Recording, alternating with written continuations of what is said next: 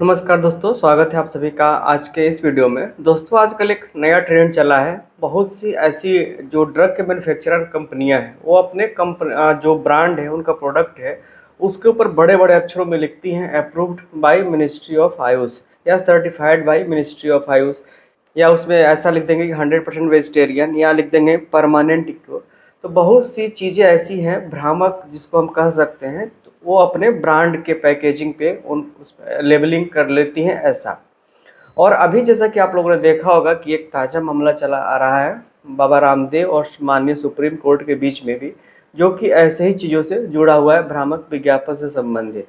क्योंकि उन्होंने अपने विज्ञापन में बहुत सी बीमारियों के बारे में जो है 100% जो है ट्रीटमेंट का दावा किया था।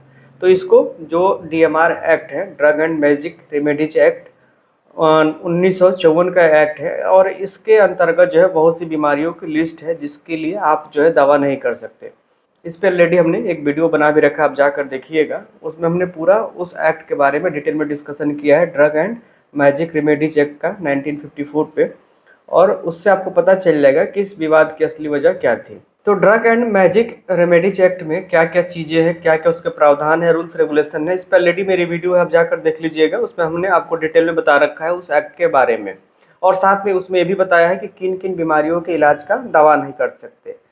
हालांकि ऐसा है कि आयुर्वेद में बहुत सी बीमारियों का इलाज है, बहुत सी बीमारियों का सफलतापूर्वक इलाज है, जो कि एलोपैथी में नहीं है। लेकिन फिर भी अगर एक्ट के नज़रिए से देखा जाए तो भले ही हमारे पास सफलतापूर्वक इलाज होता है, फिर भी हम दवा नहीं कर सकते।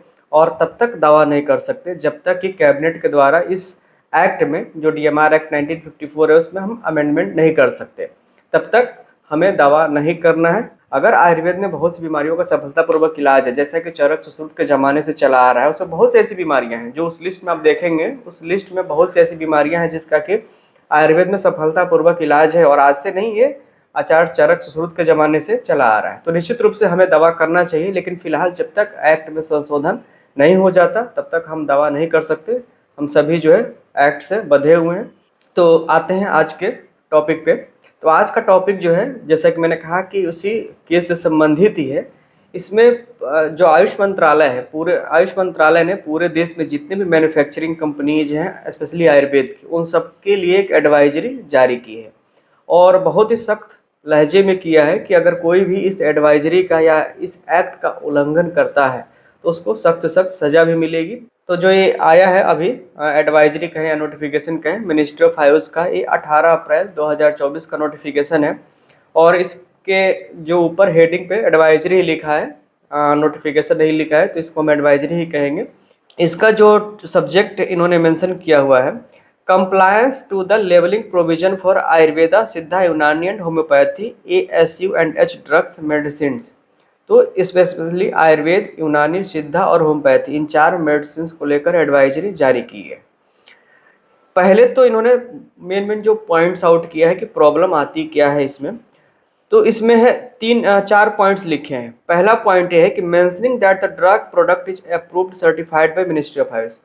बहुत से ऐसे मैन्युफैक्चरर हैं जो दावा करते हैं अपने प्रोडक्ट के ऊपर कि अप्रूव्ड या certified by ministry of Ayush. पहला पॉइंट है। जो दूसरा पॉइंट है, displaying green logo on the product and mentioning 100% vegetarian.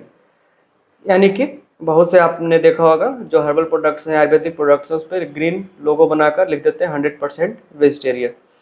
जो थर्ड पॉइंट है, claiming that the product as 100% safe, free from side effects, guaranteed treatment and permanent cure.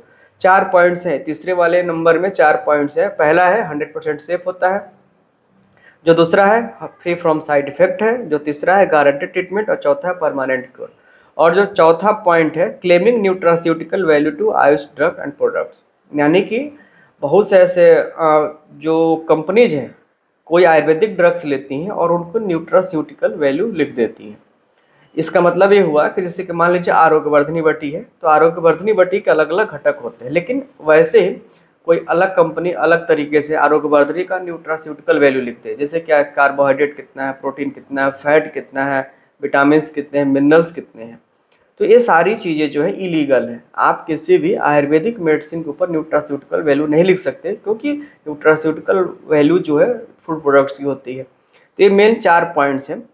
अब इसके जो अलग है, इन्होंने लिखा है कि rule 158B drug and cosmetic acts, इसमें है, इस एक्ट में लिखा गया है कि जो drug specially issue of licence, अगर कोई आप मेडिसिन या जो ड्रग है मार्केट में लाना चाहते हो तो उसके लिए लाइसेंस लेना पड़ता है, जिसके पूरे प्रोविजंस जो है रूल 158B ऑफ DNC 1945 यानी 1945 का जो ड्रग एंड कॉस्मेटिक एक्ट है उसका 158B कहता है कि इसमें जो लाइसेंसिंग है, कोई भी इशू ऑफ लाइसेंस किसी भी ड्रग का, उसके बारे में इसमें बताया गया है।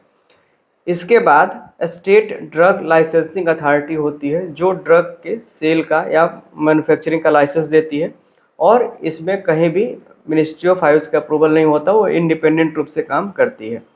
इसके अलावा जो है रूल 161, 161A एंड 161B, ये 3 एक्ट है जिसमें आयुर्वेदा, सिद्धा एंड यूनानी ड्रग्स की लाइसेंसिंग के बारे में बताया गया है, लेबलिंग के बारे में स्पेशली।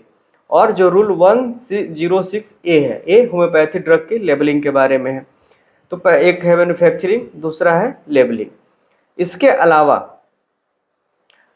एडवर्टाइजमेंट के लिए drug and magic remedies objectionable advertisement act 1954 है, जो कि ऑलरेडी आप लोगों ने सुना होगा बहुत ज़्यादा, बाबा रामदेव और माननीय सुप्रीम कोर्ट के बीच चल रहा है।